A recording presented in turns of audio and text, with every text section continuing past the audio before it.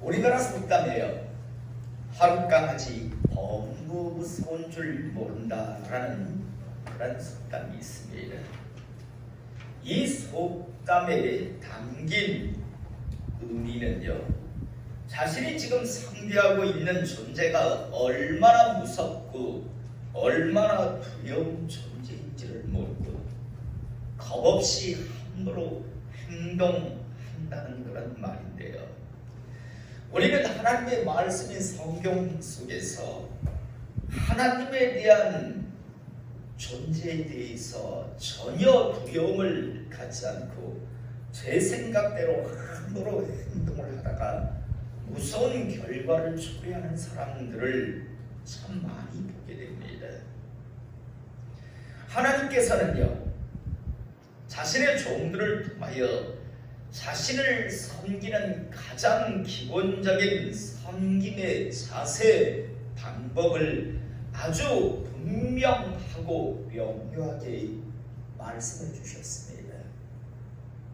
이건 사람들이 인정하든 인정하지 않든 중요하지 않습니다. 하나님은 자신의 종을 통해서 성경을 통해서 아주 분명하게 말씀하셨는데, 하나님은 나를 섬기는 방법 자세는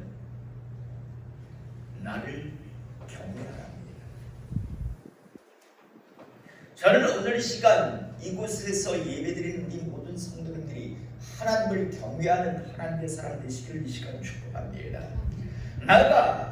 우리 성도님들은 이미 잘 알고 있지만 다시 한번 말씀드립니다. 하나님을 경외한다라는 그 뜻, 그 의미가 무엇인지를 정확하게 제대로 알기를 이 시간 축복합니다. 여러분, 안다라는 건요, 의미가 분명해야 합니다. 우리가 우리나라 대통령 윤석열 대통령을 아느냐라고 하면 우리나라 사람들 다 안다라고 이야기할 겁니다. 그런데 그 안다와 정말 윤석열 대통령과 함께 정책을 논의하고 의논하는, 그래서 매일 만나는 그 만남을 갖는 안다와의 차이는 완전히 다른 차이입니다. 저는 정말 우리 성도님들이 경외한다라고 하는 그 의미를 제대로 알고 정말 그렇게 하나님을 섬기는 하나님의 사람 되시기를 이 시간 축복하는데요, 다시 한번 말씀드립니다. 경외하라라고 하는 말은요, 두 가지의 의미와 뜻을 가지고 있는데, 첫 번째는 높이라, 영광을 돌리라, 이런 의미를 가지고 있습니다. 고린도 전서 6장 19절에서 20절의 말씀을 보면 이렇게 말씀하고 있습니다. 너희 몸은 너희가 하나님께로부터 받은 바 너희 가운데 계신 성령의 전인 줄을 알지 못하느냐. 너희는 너희 자신의 것이 아니라 값으로 산 것이 되었으니 그런즉 너희 몸으로 하나님께 영광을 돌리라 라고 말씀하고 있습니다. 경외하라고 하는 뜻 속에는, 말 속에는요, 하나님을 높이라, 하나님께 영광을 돌리라 라는 이런 뜻을 가지고 있습니다. 지금까지 하나님께 부름받은 모든 사람들의 가장 큰 부름의 목적 이유는요, 하나님을 높이는 것, 하나님께 영광을 돌리는 것이었습니다. 그저 지 마음대로, 제 마음대로 살아가는 사람들에게 불러서 나한테 천국 주고 싶어, 그냥 천국 가, 이걸 위해서 부르신 것이 아니라, 하나님께서 부르심의 이유는 첫 번째, 하나님께 영광을 올려드리라고, 하나님을 높이라고 부르셨다는 것. 이 말은 여러분과 저를 부르신 이유 또한 동일하다는 사실을 잊지 않기를 이 시간 축복합니다. 하나님을 이용하라고 우리를 부르신 것이 아니라 하나님을 높이라고 우리를 부르셨습니다. 하나님을 경외하라고 하는 뜻의 첫 번째는 높이라, 영광을 높이라는 뜻이 있다면, 두 번째는요, 하나님을 두려워하라고 하는 뜻을 가지고 있습니다. 경외라고 하는 말 속에는 두려워하라고 하는 뜻이 담겨져 있는데 마태복음 10장 28절에 보면 몸은 죽여도 영혼은 능히 죽이지 못하는 자들을 두려워하지 말고 오직 몸과 영혼을 능히 지옥에 멸하실 수 있는 이를 두려워하라. 누가복음 12장 5절에 보면 마땅히 두려워할 자를 내가 너희에게 보이리니 곧 죽인 후에 또한 지옥에 던져넣는 권세 있는 그를 두려워하라. 내가 참으로 너희에게 이르노니 그를 두려워하라. 로마서 11장 20절에 보면 옳도다. 그들은 믿지 아니함으로 꺾이고 너는 믿음으로 섰느니라. 높은 마음을 품지 말고 도리어 두려워하라. 빌립보서 2장 12절에 보면 나의 사랑하는 자들아 너희가 나 있을 때뿐 아니라 더욱 지금 나 없을 때에도 항상 복종하여 두렵고 떨림으로 너희 구원을 이루라 라고 말씀하고 있습니다. 끊임없이 두려워하라라고 하는 말씀, 이 말은 다르게 표현하면 하나님을 경외하라라고 하는 말씀이었습니다. 그런데 이 시대에 어떻게 되는 게 하나님을 두려워하면 그건 잘못된 신앙이라고까지 말하고 가르치는 사람들이 있습니다. 왜 아버지를 두려워하냐? 왜 너희 주님을 두려워하냐? 왜 하나님을 두려워하느냐? 그건 잘못된 신앙이다라고 그렇게 말하고 가르치는 사람들도 있습니다. 그러나 성경은 분명히 말씀합니다. 나를 두려워하라 라고요. 하나님을 두려워하라라고 말씀하고 있습니다. 하나님을 높이라, 하나님을 두려워하라라고 하는 이 말씀, 바로 하나님을 경외하라라고 하는 바로 하나님 섬김의 방법을 말씀하는 건데요. 하나님의 말씀이 이렇게 분명함에도 불구하고 우리는 하나님의 말씀인 성경 속에서 또 우리가 살아가고 있는 이 시대에도요, 수없이 많은 사람들이 하나님을 경외하지 않음을 통해서, 즉 하나님을 높이거나 하나님을 두려워하지 않음 때문에 스스로 화를, 저주를 자초하는 그런 사람들을 수없이 많이 보게 됩니다. 여러분, 구원파라고 하는 이란이 있습니다. 이 구원파는 심지어 뭐라고까지 이야기하냐면, 구원받은 날이 며칠인 줄 아세요? 구원받은 날을 잘 모르는데, 에이, 그러면 잘못된 신앙이래요. 자기 구원받은 날을 몰라요? 라고 그렇게 이야기합니다. 다시 말해서 너 천국 티켓 받은 지 며칠인 줄 알아? 몇 월 며칠인 줄 알아? 모르는데요. 넌 그래 티켓을 안 받았구나. 이런 식으로 가르칩니다. 전혀 성경과 상관없는 그런 가르침들을 전하는 자들도 있습니다. 저는 다시 한번 이곳에서 예배드린 우리 모든 성도님들이 하나님을 경외함을 통해서 다시 한번 말씀드리지만 하나님을 높이고 하나님을 두려워함을 통해서 이제 하나님 부르심의 그 이유 목적, 하나님의 섬김의 방법대로 섬김을 통해서 하나님의 많은 은혜를 받아 누리시는 나와 영혼의 때가 두렵지 아니한 하나님의 사람 되시기를 지금 축복합니다. 우리는 하나님의 말씀인 성경 속에서 하나님을 경외하지 아니하기 때문에, 다시 말해서 하나님께서 불러주셨는데, 기회를 주셨는데 하나님께 영광을 돌리지 않고 하나님을 두려워하지 않다가 결국에는 하나님으로부터 버려지는 그런 자들을 우리는 수없이 보게 됩니다. 물론 성경 속에만 보는 게 아니라 우리가 살고 있는 이 시대에도 수없이 많이 보게 됩니다. 교회 밖에 있는 사람들, 스스로 나도 이전에 교회 다녔다고 하는 사람들, 다 동일하게 하나님을 경외하지 않았기 때문에 결국 하나님으로부터 기회를 얻었지만 버려진 자들입니다. 물론 스스로는 그렇게 이야기하죠.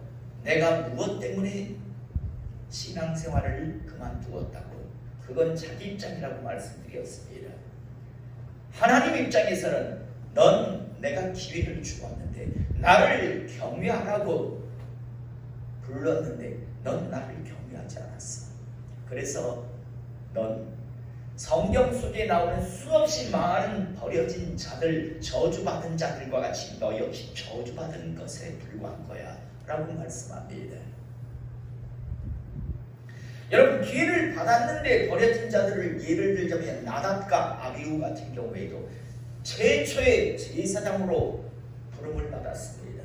그런데 민수기 4장 3절에 보면 나답과 아비후는 시내 광야에서 여호와 앞에 다른 분을 드리다가 여호와 앞에서 죽어 자식이 없었으며 엘르아살과 이다말이 그의 아버지 아론 앞에서 제사장의 직분을 행하였더라라고 되어 있습니다. 나답과 아비후는요, 하나님을 높이고 하나님을 두려워할 줄 몰랐어요. 제사장의 직을 받았는데 하나님을 경외하지 않았습니다. 그래서 그는 더 이상 하나님의 제사장의 직을 감당하지 못합니다. 엘리 대제사장의 아들이었던 홈리와 비느하스 역시도 하나님의 제사를 멸시하다가요, 하나님 앞에 드려야 될 제물을 지들이 먼저 손을 대고 지들이 먼저 먹으려고 달려들다가 결국 하나님으로부터 더 이상 쓰임받지 못합니다. 아간 같은 경우에도 하나님께서 그토록 손대지 말라라고 말씀하시는데도 불구하고 제 생각대로 손을 대었지요. 결국 함께하지 못하는, 가나안 땅에서 하나님의 사명자로 쓰임받지 못하는 걸 보게 되고요.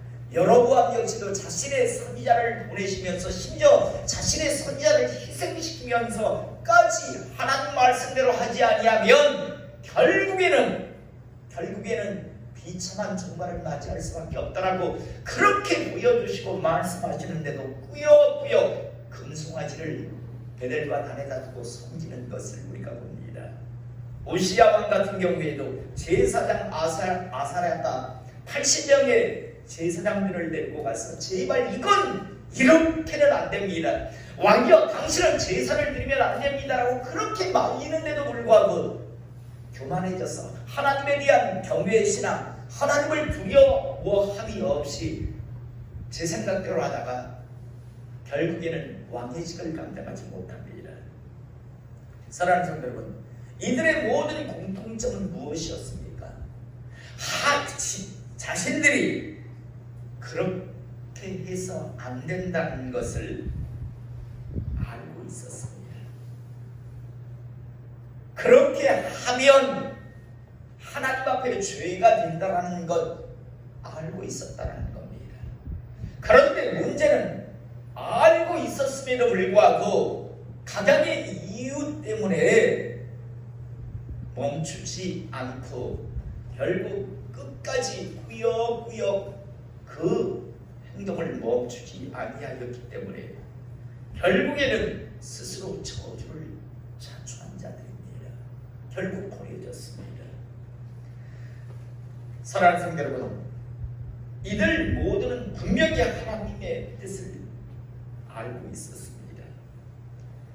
자신의 생각대로 꾸역꾸역 그렇게 하면 결국 자신의 삶이, 자신의 영혼의 때가 어떻게 될 것인가를 충분히 그들은 알고 있었습니다. 그러함에도 불구하고 멈추지 아니하였는데, 멈추지 아니한 이들이요 몰랐던 게 하나 있었습니다.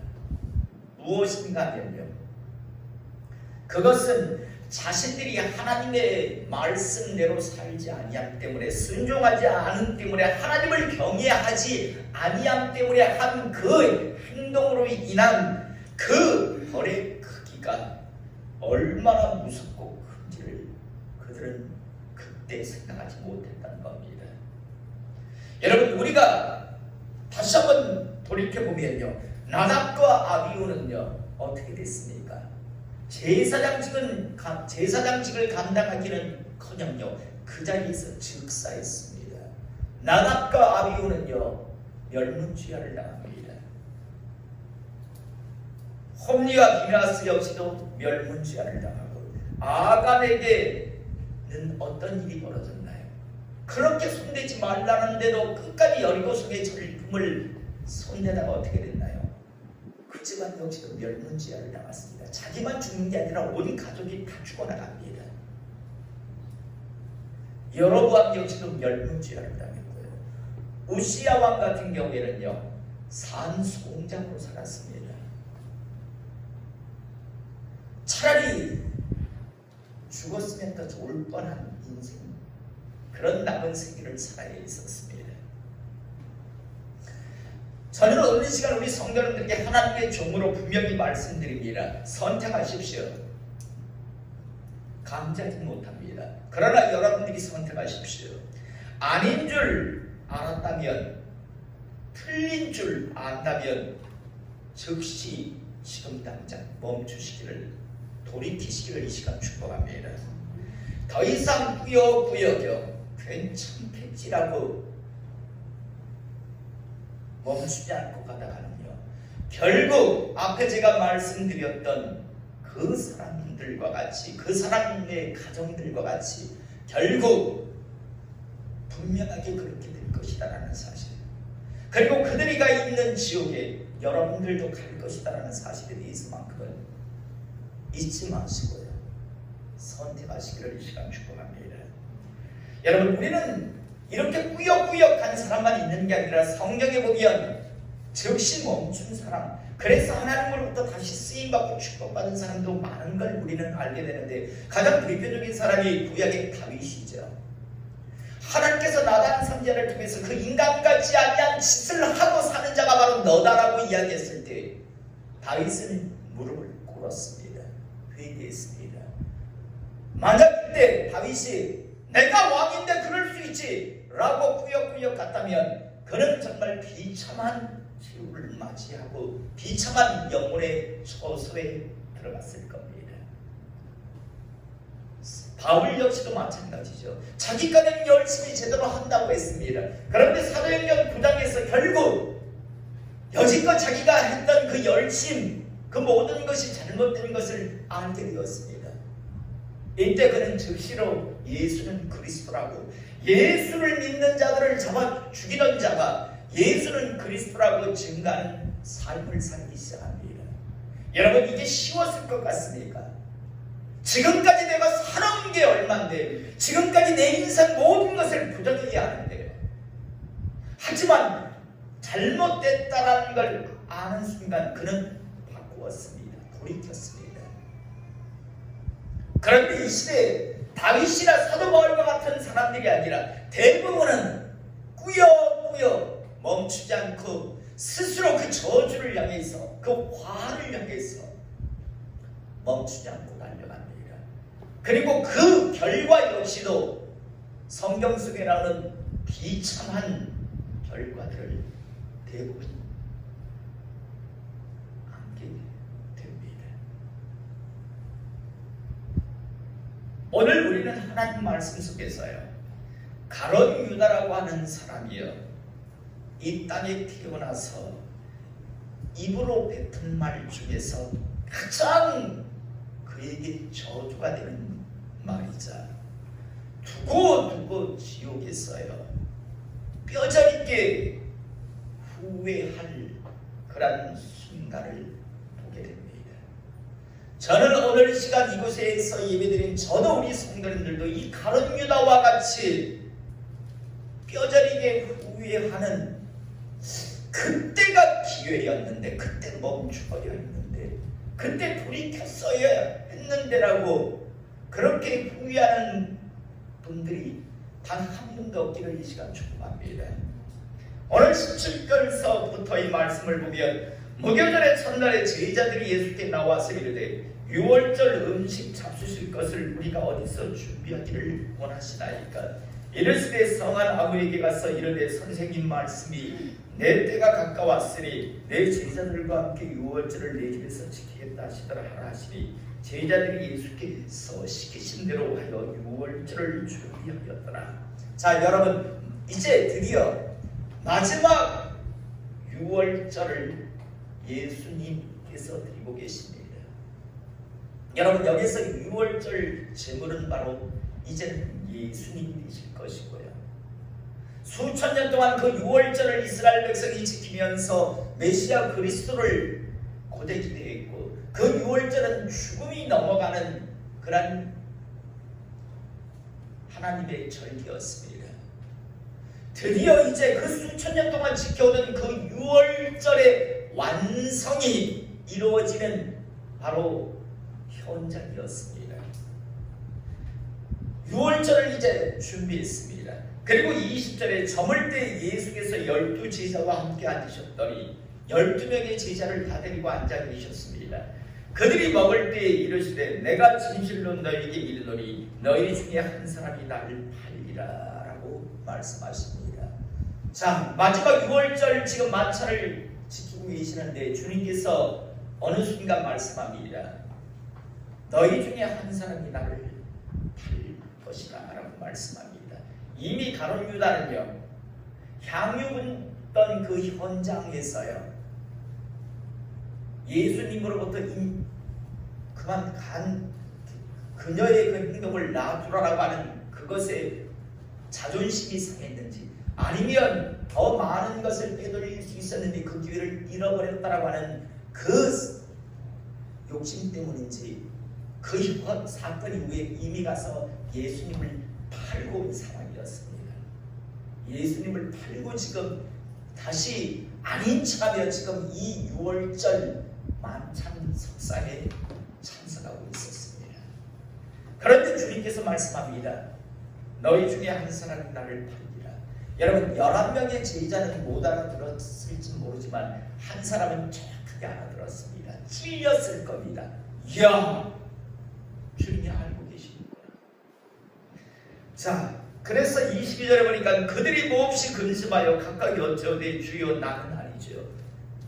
제자들이 모두 다 두려웠습니다. 그래서 주님, 저는 아니겠죠 라고 지금 주님한테 물어봅니다. 그런데 주님께서 23절에 보니까 대답하여 이르시되 나와 함께 그릇에 손을 넣은 그가 나를 팝니다. 여러분, 주님 바로 주변에 있는 사람이라고 하는 말씀을 지금 하고 있는 겁니다. 다른 사람은 못 알아들어도요, 가룟 유다는 주님의 이 말을 들을 때, 야, 주님께서 아는 게 아니라 어렴풋이 아는 게 아니라 확실하게 알고 계시는구나. 이 중에 나를 팔리라 라고 하셨는데, 그래도 어떻게 피해 가보려고 했는데 주님께서 나와 함께 그릇에 손을 넣는 자다라고 할 때, 다른 사람은 몰라도요, 가룟 유다만큼은 야, 주님께서 확실하게 난 줄 알고 계시는구나, 정확하게 알고 계시는구나, 그런 충분히 알 수 있었습니다. 심지어 주님께서 뭐라고까지 말씀하시는가 하면 24절에 보면요, 인자는 자기에 대하여 기록된 대로 가거니와 인자를 파는 그 사람에게는 화가 있으리로다. 다르게 표현하면 인자를 파는 그 사람에게는 저주가 있으리로다. 그 사람은 차라리 태어나지 아니하였더라면 제게 죽을 뻔하였느니라. 여러분, 이 말은요, 누구한테 지금 하는 말인가요? 가룟 유다한테 하는 말이고, 가룟 유다도 자기한테 하는 말인 줄 알고 있었어요.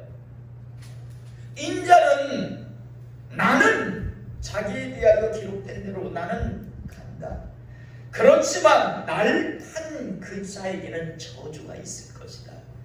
차라리 태어나지 아니하였더라면 더 좋을 뻔한 인생이다라고 주님께서 말씀합니다. 여러분, 이때 가룟 유다는요, 선택이 되어 있었습니다. 주님은 분명히 표현하고 계셨습니다. 가룟 유다야, 넌 줄 내가 확실히 알고 있다. 너 차라리 태어나지 않았으면 더 좋을 뻔한 인생이 될 수 있다라고 하는 주님께서 주시는 기회였습니다.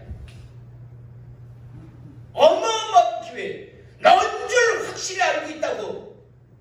그리고 여기서 멈추지 않으면 넌 차라리 태어나지 않았으면 더 좋을 뻔한 인생이 되고 넌 저주의 인생이 된다라고 그렇게 지금 주님께서 말씀해 주시고 있음에도 불구하고 25절에 예수를 파는 유다가 대답하여 이르시되 라삐여 나는 아니지요 라고 이야기합니다. 가룟 유다가 이 땅에 태어나서 뱉은 말 중에 가장 저주의 말이 바로 이 말입니다. 라삐여 나는 아니지요. 바로 이 말입니다. 가룟 유다는 이때 나는 아니지요가 아니라 주여 용서하소서, 제가 어리석은 나이라 저를 불쌍히 여기소서 하면서 돌이켜야 있었습니다. 주님부터 용서를 구해야 했었습니다. 주님이 그렇게 넌 줄 알고 있다라고, 여기서 멈추지 않으면 넌 이런 인생이 된다라고 그렇게 말씀하고 계시는데도 불구하고 아니 주여 저는 이라고 이야기합니다. 주님께서 말씀하시죠. 내가 말하였도다. 내가 이미 충분히 말하였다라고 말씀합니다. 여러분 그 이후의 모습을 보세요. 성찬 예식에 참여하고 있습니다. 뻔뻔스럽게요. 여러분 이 시대에도 이런 제2, 제3, 제4의 가늠유다들이 얼마나 교회 안에 많은 줄 모릅니다. 하나님께서 그토록 기회를 주시고 계시는데도 불구하고 그러다가는 저주의 인생을 살고 그러다가는 결국 멸망으로 갈 수밖에 없다고, 차라리 태어나지 아니하였으면 더 좋을 뻔한 인생이 된다라고 그렇게 말씀해 주시는데도 불구하고 끝까지 위선과 가식의 가면을 뒤집어쓰고 심지어 성찬 예식까지 참여하면서 돌이키지 않는 자들이 참 많습니다. 그리고 가룟 유다가 간 그 길을 그대로 걸어가는 사람들이 많다는 겁니다. 말씀을 정리하겠습니다. 가룟 유다는요, 그때는 몰랐을 것입니다. 어쩌면 가룟 유다는 자기가 꽤 똑똑하다고 지혜롭다고 생각했을 수도 있습니다. 아니 자기가 승리했다고 성공했다고 주님을 완벽하게 속였다라고 생각할 수도 판단할 수도 있었을지 모릅니다. 그러나 여러분 가룟 유다가 오늘 우리가 본 말씀 속에서 뱉은 바로 그 말, 라비요 나는 아니지요라고 했던 그 말은요, 가룟 유다가 이 땅에 와서 자기의 혀를 움직여서 했던 말 중에 가장 저주의 말입니다.